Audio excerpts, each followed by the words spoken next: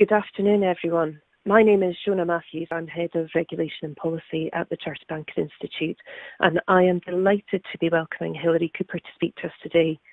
Hilary is an economic consultant, researcher and writer. Now, some of you may already be familiar with Hilary's work on diversity. She's the author of Diversity, Pay, Progression, Gender and Ethnicity, some research that was commissioned by the Institute last year, and our webcast for that topic is still available.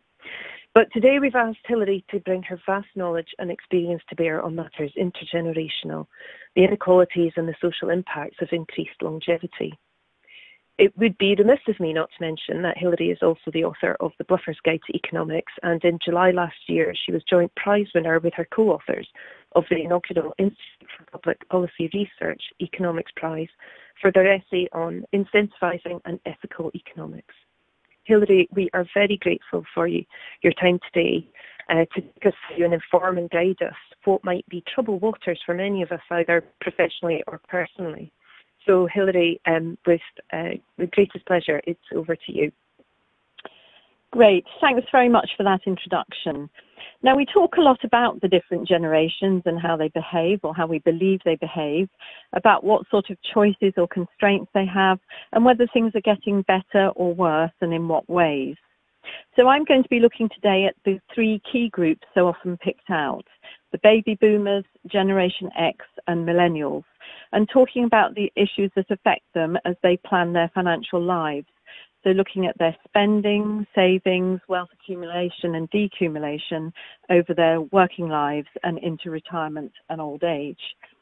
In doing so, I hope to dispel some of the myths that have grown up around each of these groups that may cause people to make decisions that are not always the best ones for them, and to try and suggest instead what it would be better to focus on.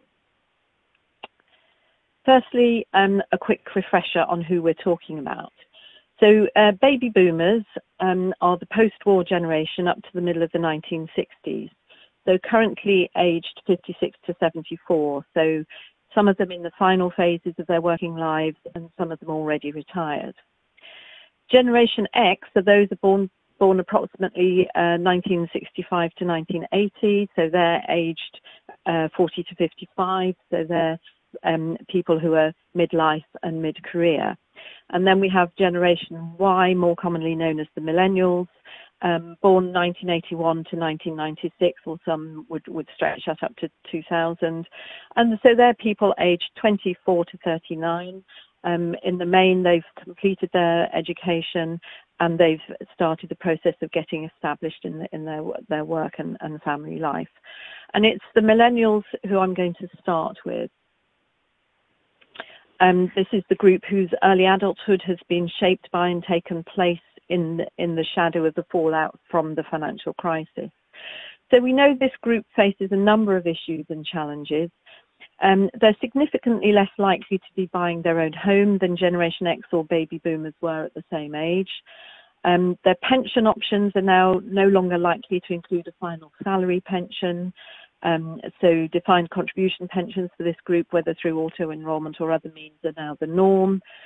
And thirdly, although unemployment is certainly lower than other generations experienced at this age, insecure jobs, including zero-hours contracts, are much more prevalent.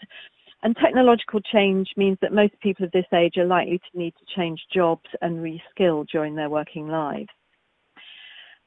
Apart from these knowns, there are also what I call myths around this generation, in particular that student debt is the leading financial burden that they face, and also that high house prices are the main reason young people can't afford to buy.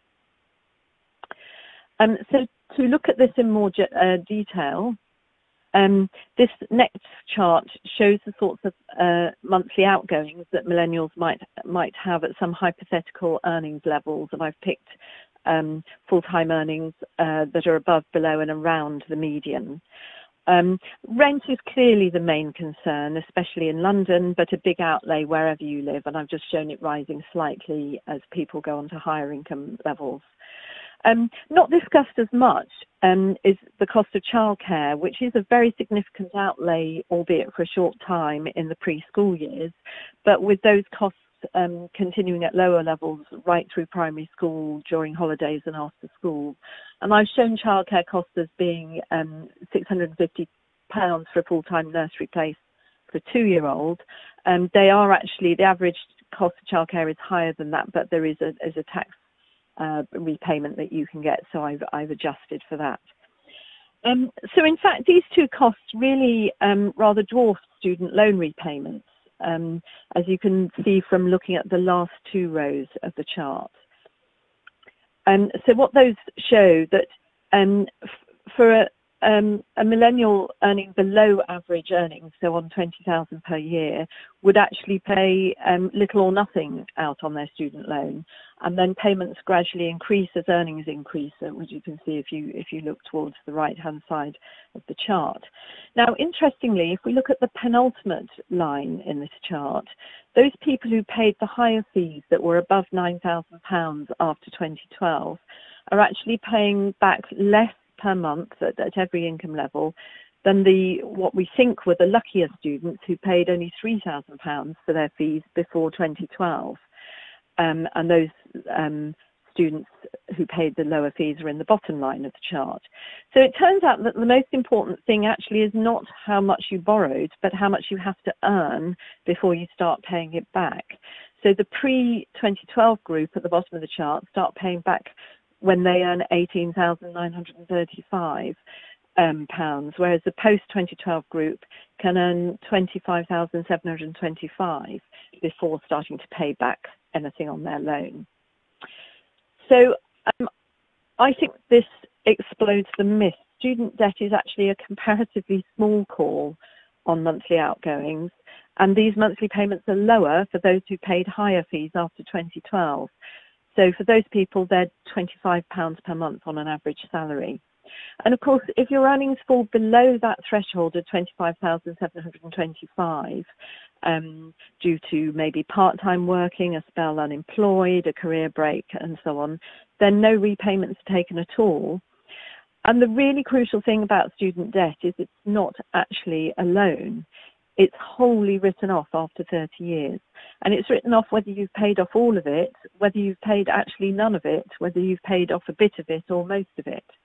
And it's now estimated that only 17% of students will pay back their loan debt before it gets written off.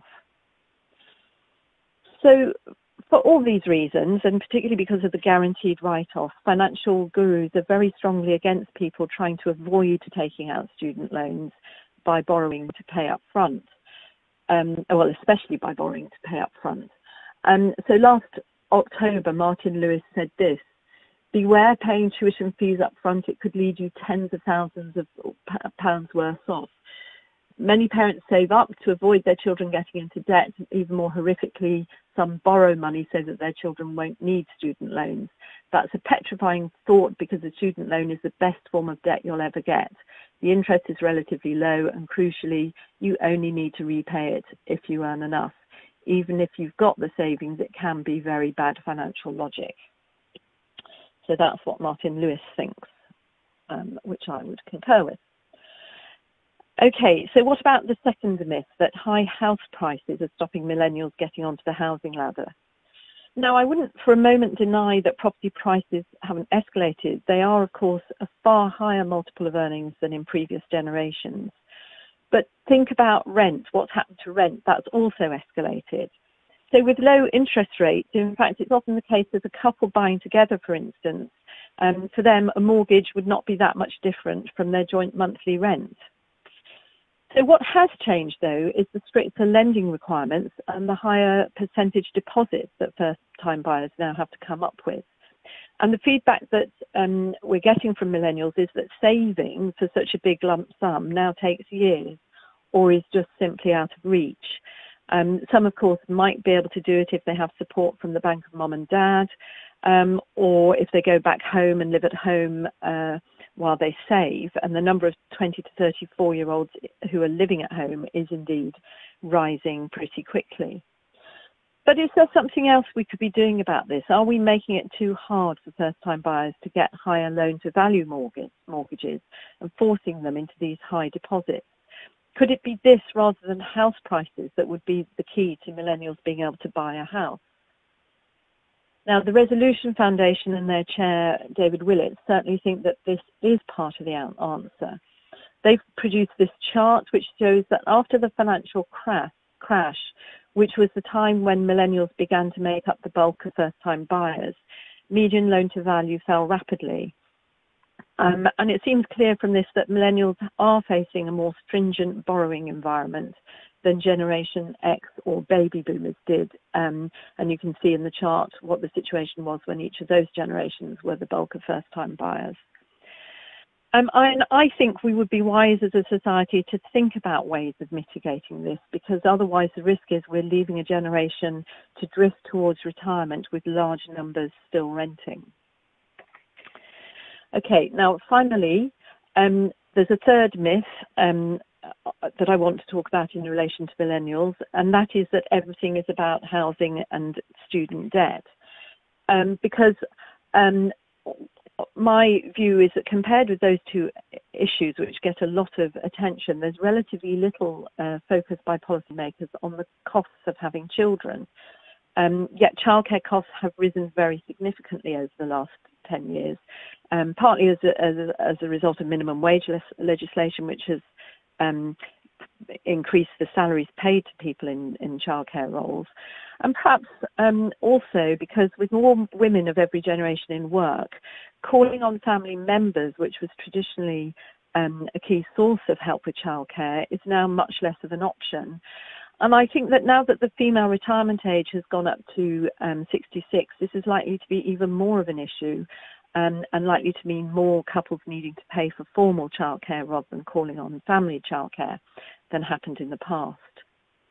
Now, is this having other effects? Is the combination of rising childcare costs, insecure work, late access to home ownerships, or the risks that people face when they're renting with a family, actually causing some millennials to delay or to give up on having children?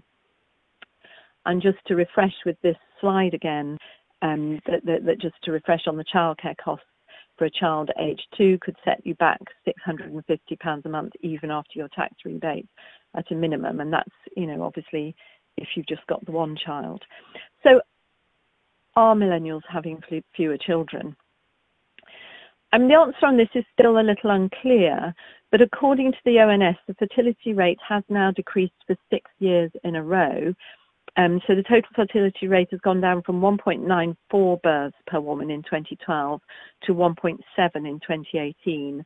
And that is lower than all previous years apart from 1977 and 1999 to 2002. Now, if you look at the coloured lines in the chart, and just focus on the orange and red bars at the moment, which represent women in their early 20s and their late 20s.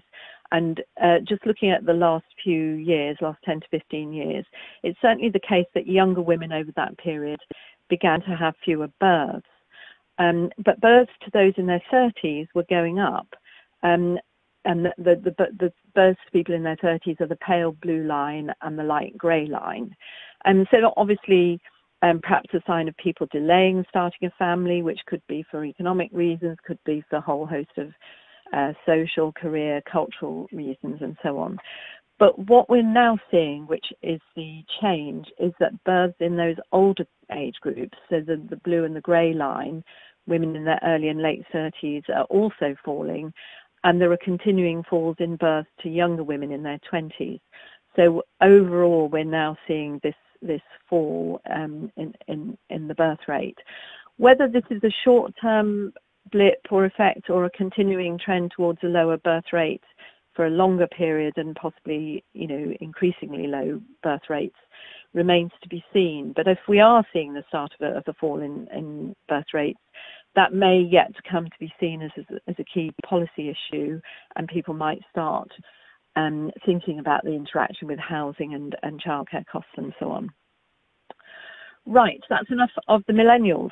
Let's move on to Generation X, the 40 to 55-year-olds, and look at their financial issues. So this generation are having to think about increasing life expectancy, at the same time as facing a move away from defined benefit pensions to defined contribution pensions. And what this means is that the risks in retirement over investment payoffs, over your own longevity, even over inflation, now fall on the pensioner and not on the pension provider. And despite these pension challenges, the options now for Generation X to save may be squeezed as they're sitting in the sandwich generation. So they have expectations from both children and from aging parents who may need their support, or they may need to take time out to be caring for them. And some also may be heading for retirement as private renters. So 10% of Generation X now rent, and others who may be buying their house may not have paid off their mortgage by the time they get to retirement, or they may be approaching when they get their retirement with other debts. So what are the myths shrouding Generation X? The first myth is that if their children take out a student loan, then that's it. It's going to cover their costs while they're at university. The second myth is that they can relax about retirement because that will broadly coincide with when they might expect to inherit from their parents, assuming they're amongst those who have parents who are property owners.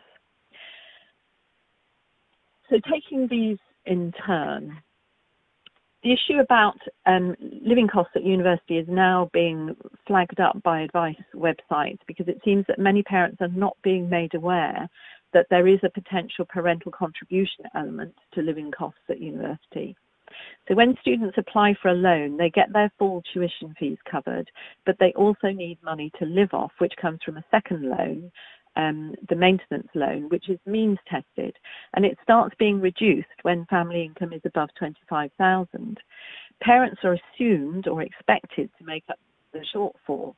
And again, Martin Lewis has called this out. So he said, it's often said you don't need to pay up front to go to university, but the sharp rise of means testing for maintenance loans means this is no longer true for many. For a large number of students, the living loan received simply won't be enough to cover even basic accommodation costs.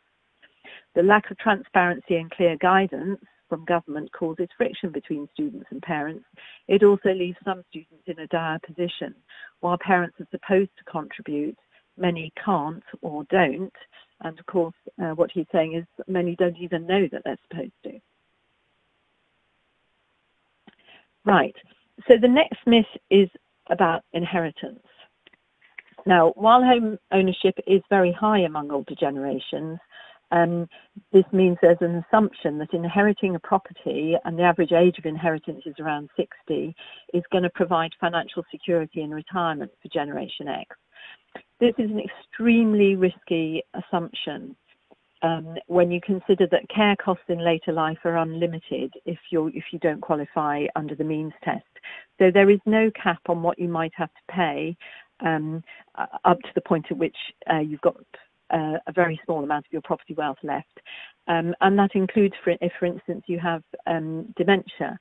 And there are plenty of examples of this completely running down family assets, including the family home.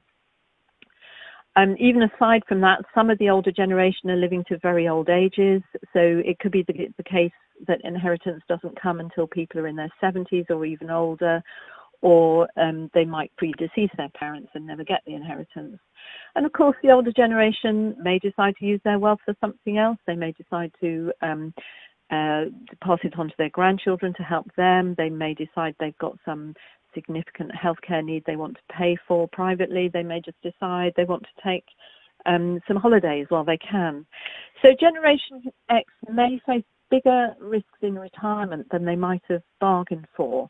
And if they haven't focused sufficiently on their own pension savings, or if they don't manage their pension drawdown in this era of new pension flexibility, if they can't draw down their pension wisely, then this could be a real problem for them. So there's much more pension risk this generation. And going back to those who are renting or in mortgage debt, retirement's actually going to be very financially challenging. And I think that means that in all likelihood, there will be greater numbers electing to work significantly longer into their late 60s or even their 70s. And for some, of course, that will be a welcome freedom, but for others, it will be a necessity. So finally, moving on to the financial issues facing baby boomers, the 56 to 74-year-olds. So most immediately, they're facing the extension of the state pension age to 66, which for women has been a relatively rapid increase from age 60. And some older people, as a result, are now facing financial difficulties as they wait for their pension, if, for instance, they can't keep working, or they have caring commitments for grandchildren or for parents. This all interacts now with the unpredictability of their own needs and the difficulty of planning in an era of increased longevity. And of course, in all of this, many of this generation are concerned about younger family members and want to use their money to help them. Myths that still surround this generation are firstly that care costs in older age will take care of themselves, and secondly, as the generation who benefited from the housing booms, protecting the inheritance they pass on is their most pressing concern. So looking at care costs, it is true many people still vaguely believe that social care for those who have difficulty looking after themselves is like healthcare. It's something that's provided for free by the local authority.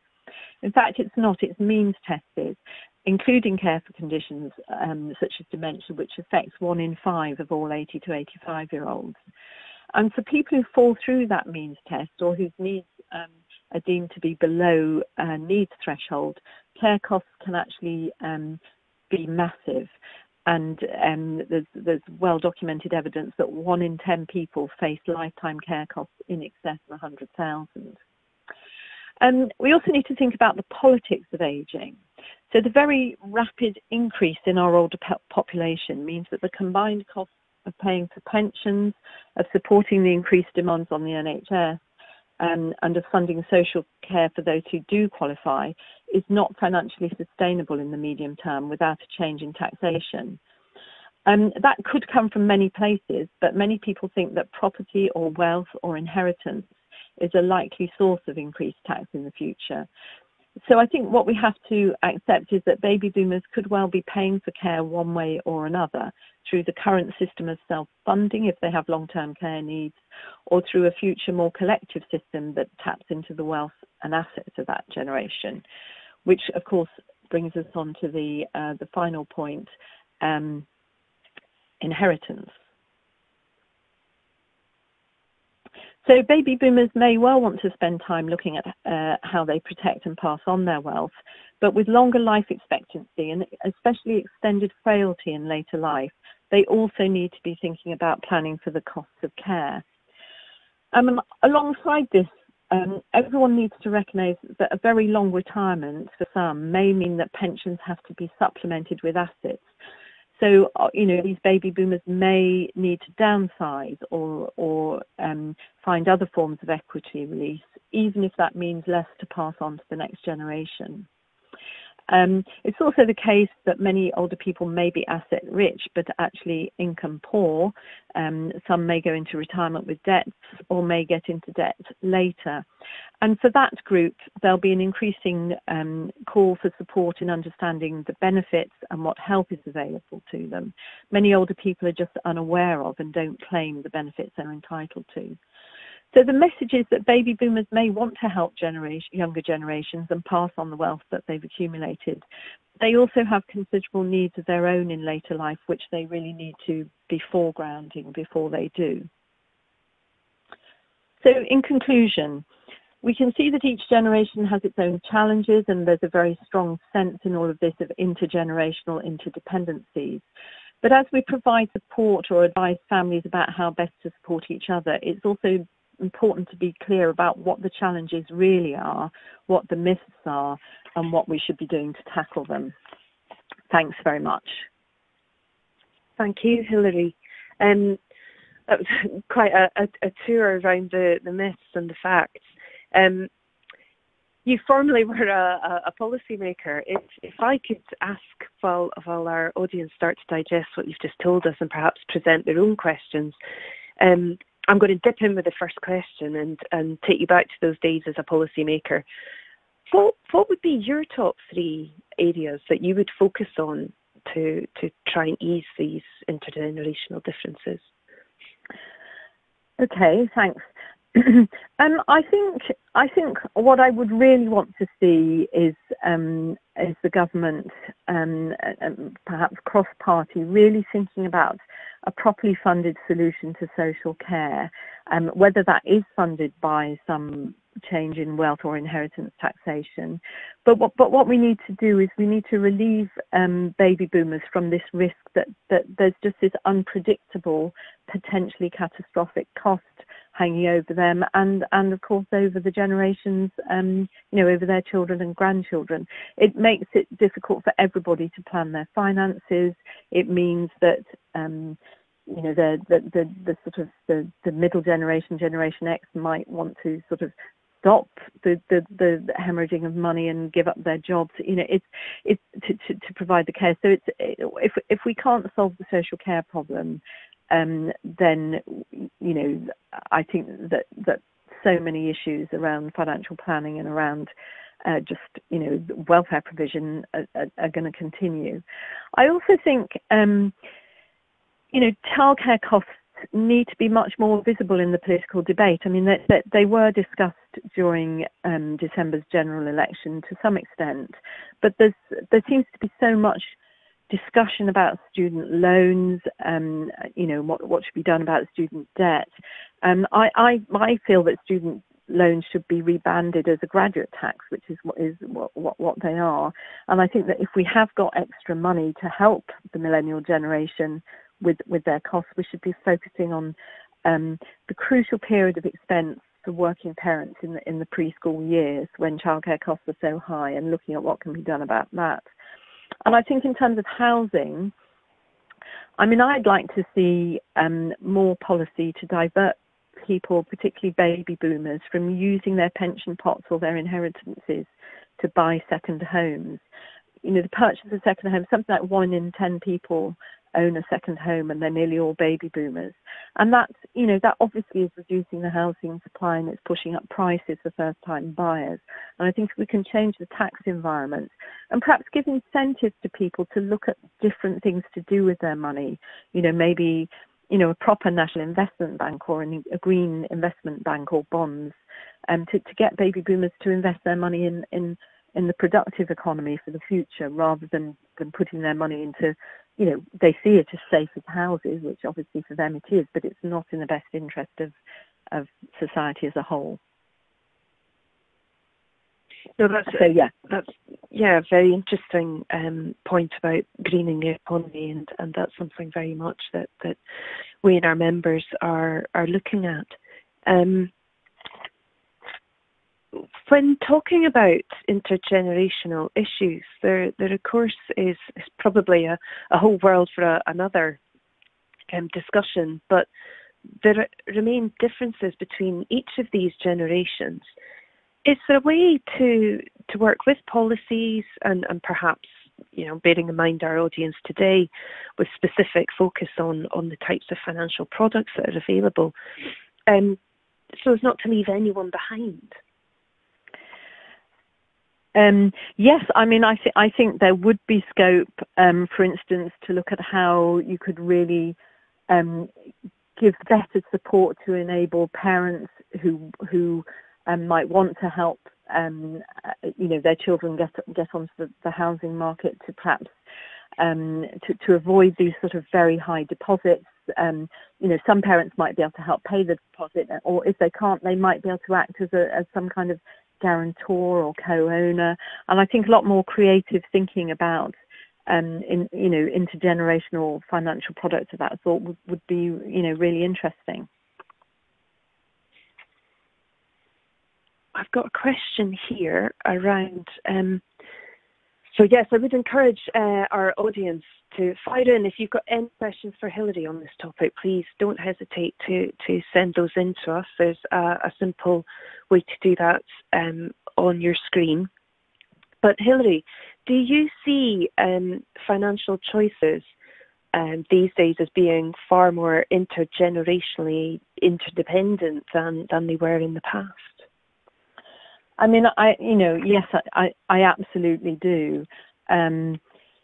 I mean, in all sorts of ways. I think that one of the things that's happening is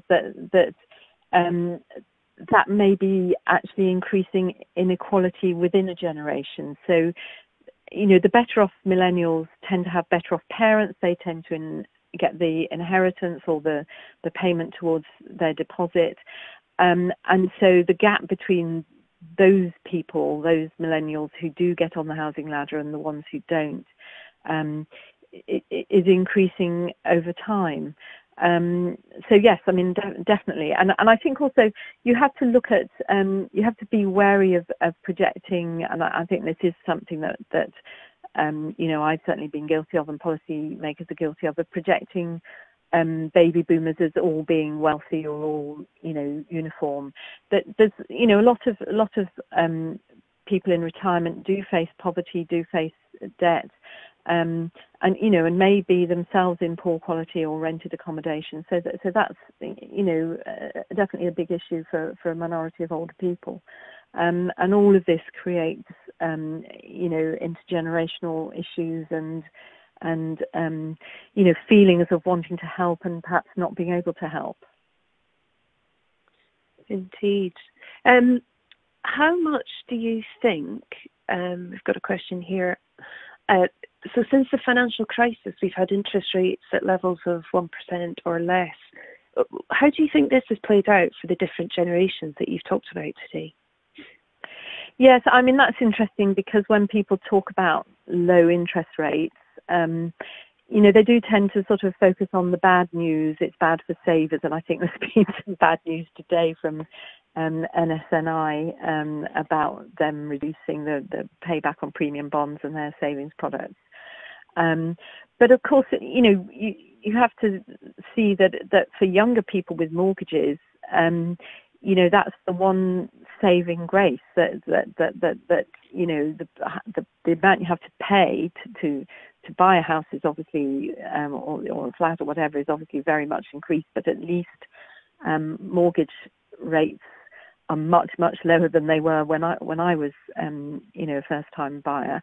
But I think I think that the good side of low interest rates is important, but I think there's also a real trap there. Low interest rates encouraging borrowing or mortgages does present a lot of risk because interest rates may rise in the future. I mean, they'll obviously rise a bit, but they may rise quite a bit. And that could leave a lot of people exposed. And I think, people under the age of about 35 probably don't really remember what interest rates used to be and probably don't remember periods when interest rates suddenly got hiked. And I think that's something that or maybe there needs to be more education on. And I think that although I am an advocate of there being higher loan-to-value mortgages for some young people, I think that if they were allied to fixed interest rate mortgages, that would probably be quite a good idea. If I might ask then, where do you think the responsibility for that type of education lies? Is that with the government, or should banks and providers be doing more themselves? There are many initiatives out there about financial education and literacy. There are, and there's obviously this financial education in schools, and I think, I think in those kind of standard education programs, probably just simply things like explaining the difference between variable and fixed interest rate. Or, I mean, obviously you start off by explaining a mortgage because that's a mystery to young people to start off with, but then you explain the different ways that you can borrow and all that sort of stuff. So yes, schools and financial education programs. There's websites such as I think it used to be the Money Advice Service. I think it's called Money Wise now. But yes, I mean the FCA in their consultation on financial issues last year asked whether there were things that people who were replying to that consultation thought that they might get involved in. And I think, yes, there could be a policy discussion around those sorts of things, or even guidance coming out from the FCA to lenders. But it's good for everyone involved to at least draw that to the attention of people taking out mortgages. It'd probably be a while before interest rates rise, to be honest, but it's likely to happen at some point. We've time for a few more questions from the audience, so don't be shy, get those in.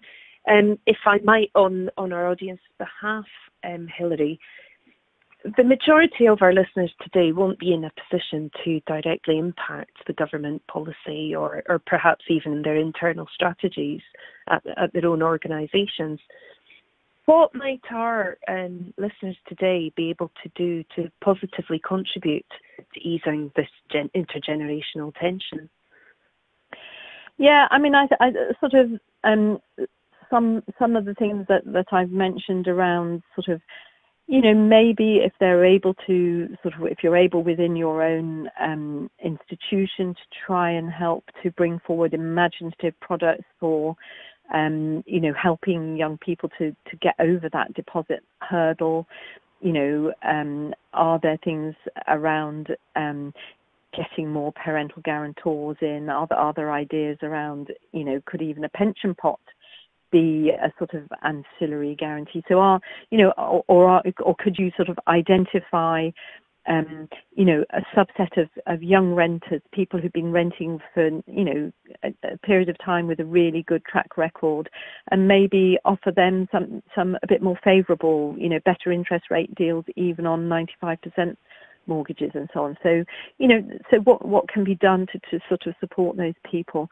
But I also think, you know, that I've talked about a lot of pitfalls that different generations may fall into, and so, you know, if someone's mortgaging their house to pay for their child's tuition fees, you know, it might be just worth asking the question: have they taken some proper financial advice on that? You know, are they making that decision in the full knowledge of how much of their student debt their children might actually ever pay back? Or are they, you know, is it a kind of emotional choice that they don't like their child being in debt? And is it actually, you know, a really bad decision from the point of view of where they are in their own financial journey? And also, you know, perhaps where baby boomers appear to be, you know, passing on, selling their house, passing on all the equity, you know, have they thought about their care properly in the future? Is there some advice, some discussion to be had over that? And, you know, I mean, as I've said, I would like there to be more of a discussion about whether buy-to-let investments are the best alternative, maybe, you know, or the best thing for people to do with their pension pots. You know, perhaps we can do something to turn the tap off a bit on that, to get people steered towards good quality annuities, or making sure there are good quality annuities, or to other forms of productive investment, or just to think about other things. So yeah, I think, you know, that at the margin there's probably quite a lot of nudging and pushing that could be done on those sorts of issues. We've had another question come in. Thank you very much. Do you think the UK's focus on house ownership as a lifetime achievement goal is fueling the current financial challenges that you've described today, Hilary, compared to other countries, for example, Germany, where renting is seen as a long-term viable choice? Yeah, I mean, that's something I do think about. And I think, you know, yes, I mean, maybe that's true. I think that what you have in this country, which I don't believe you do have in Germany and other countries, is we have insecure tenancies, and we don't have any protection against rents going up faster than inflation. And you know, so I think if the rental environment were more comfortable, so, you know, I mean, at the moment you face a situation where a family with kids who are settled in school who are renting might just be given notice to leave their house, and, you know, they might also, if they're claiming housing benefit, be told they're living in too expensive an area and they've got to move somewhere else. Or they might just suddenly get their rent hiked and there's nothing they can do about it. So I think if there was a different, you know, an alternative policy context would be to change what renting means, so that it isn't this kind of, you know, very, very difficult, challenging situation to be in, then perhaps that might help to shift the focus away from the home ownership aspiration. But I think even if that happens, and I'm not sure what the implications are in somewhere like Germany, the situation you face as you approach retirement is if you've paid off your mortgage, then as a percentage of your total costs, your housing costs are very small. They're just your council tax costs. If you're still renting, your rental payments can be 25-30% of your income. And if when you retire, you go down to 50% of your income, so your income is significantly reduced, then you enter into retirement as a renter, really facing very straitened circumstances. So I mean that home ownership is not just about having a home; it's about making your retirement, be more comfortable because you've paid off your home, you've paid off your mortgage. And perhaps taking the lead from that last question, do you see examples from any other countries where they're beginning to tackle this and making some inroads? I know that's a difficult one because obviously we're dealing with different cultures and different attitudes, I suppose, to how you interact with the generation above or below. Yes, I mean, if we're broadening out that question, so not just on housing, I mean, I said when you asked me at the start what my policy priorities would be, and two of them are social care and childcare, and there has been some discussion now about what we can learn from other countries, and Germany and Japan are quite often cited on social care. So, I mean, Germany in particular have understood and have put into practice the idea that social care is a pooled risk. It shouldn't be an individual risk that you take the risk, of you either paying nothing or paying your life savings to pay for your social care. So Germany's actually set up a contribution into a joint pot for social care as a pooled insurance. And they have a social care levy so that everyone in work pays 1.5% of their earnings into this social care pot. And then employers are expected to match that with 1.5%, so an equivalent matching. And then when people retire, they have to pay the full 3% themselves into that social care pot. And that, works. I've listened to a debate about this, and it does seem that a much greater part of the cost of social care is being funded in this much more distributed, fair way. So there's definitely stuff that we can learn from other countries, and I think if you were to look at the other issue on childcare costs, where we kind of, people have their maternity or their paternity, then they go back to work and they've just got this period where they get no support with childcare until you get into the 3-year-old 30 hours allowance.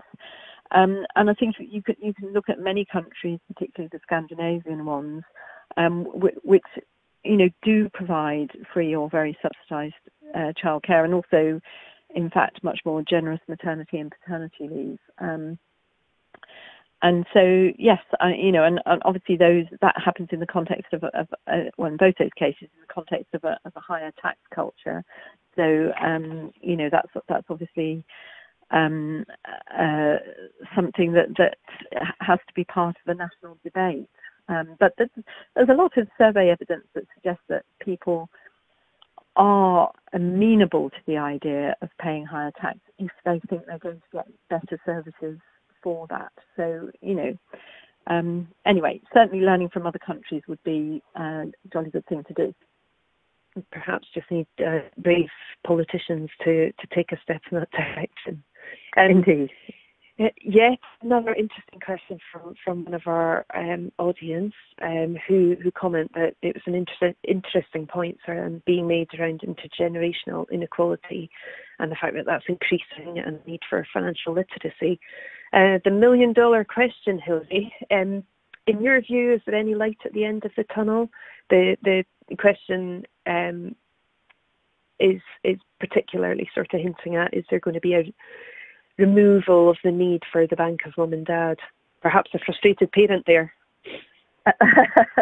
I mean, I don't see that happening soon. I mean, you're probably not going to remove the need for the bank of mum and dad unless earnings rise very considerably in relation to house prices, or to flip that the other way, house prices fall in relation to earnings. So I think the bank of mum and dad is there for some time to come. Of course, you may feel, the bank of mum and dad, so I've been the bank of mum and dad. You're kind of also half hoping that at the point at which you need the funds, when it's your care cost, that some of that money might come back to you.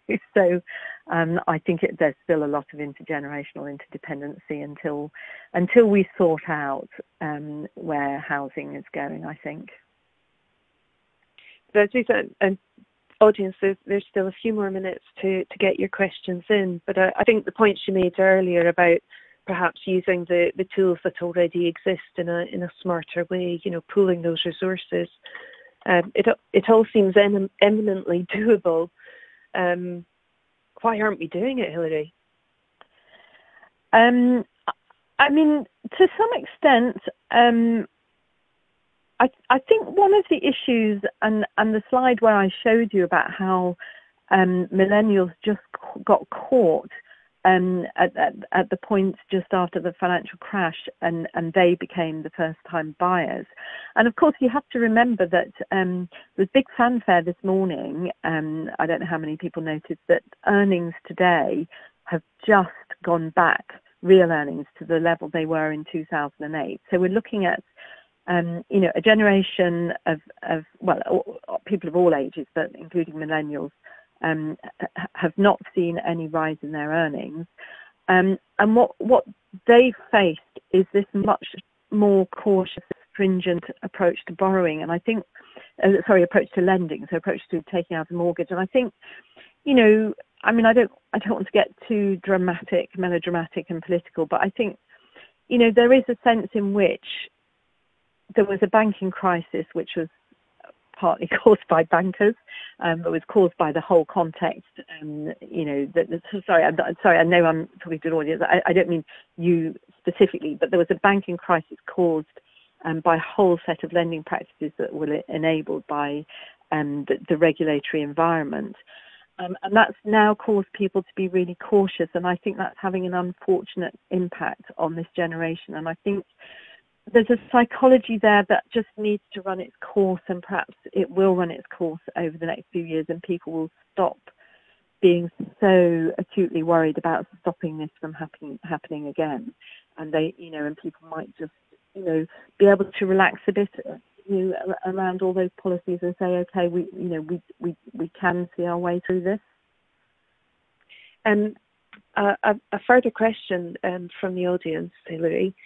Do you see the UK on the verge of implementing any of the examples that we've seen in other countries? I see people talking about them. Again, perhaps to sort of bring in the political context, I think the UK is really focused on Brexit at the moment. I know, there's been talk of this, that, and the other policies being announced and so on, but I'm not really seeing much creative policy making at the moment. The FCA is going to be publishing its report on the different financial challenges of the different generations in a few weeks' time, I think. So, it may be that some push will come from that. And of course, they're making senior changes at the top. So, maybe there'll be some, but I'm not seeing any at the moment. Perhaps with the focus on greening the economy, some of the ideas that you've discussed. Are you aware of any other countries that are using green funds to increase the quality of the housing stock that's available in the way that you've discussed earlier? Yeah, I mean, I think I'm not an expert on that, but my impression is that Germany is quite far ahead in that sort of thinking. So I think, yes, I mean, it's definitely there's a lot of thinking going on, in that, and I think some kind of incentives to do that. So yeah. We've probably got time for just one more question if anyone out there has yet to ask. Certainly the other work that I'm aware of with the FCA is that they've been looking into social purpose, and I could see from one of the discussions I attended certainly that the idea of pooled risk could well be something that gets further investigation as a way of addressing our common social issues.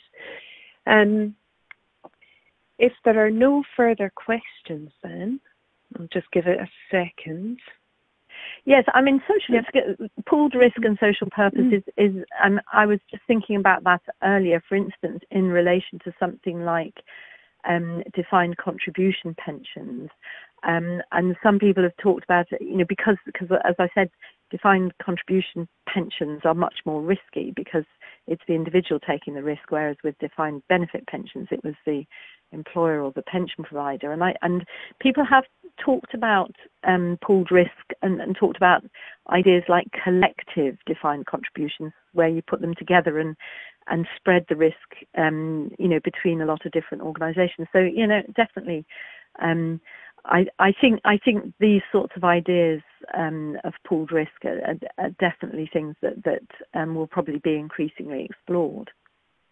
Yeah, certainly, as you mentioned earlier, with interest rates being so low, it might present a particularly attractive investment opportunity for those that are looking to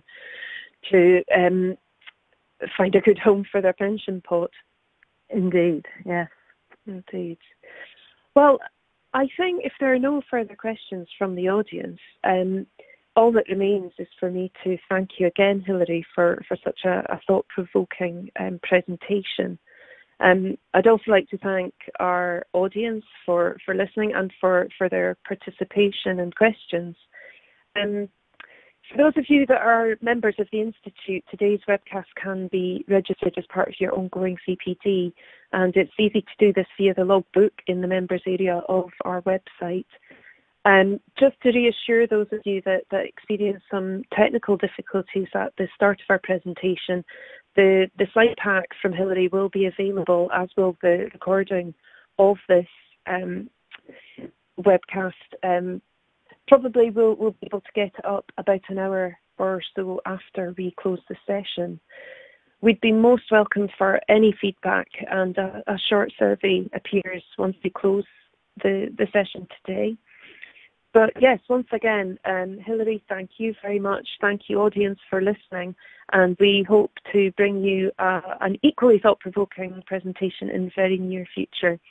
To all of you, have a great rest of the week, and thanks for your time. Goodbye. Thank you.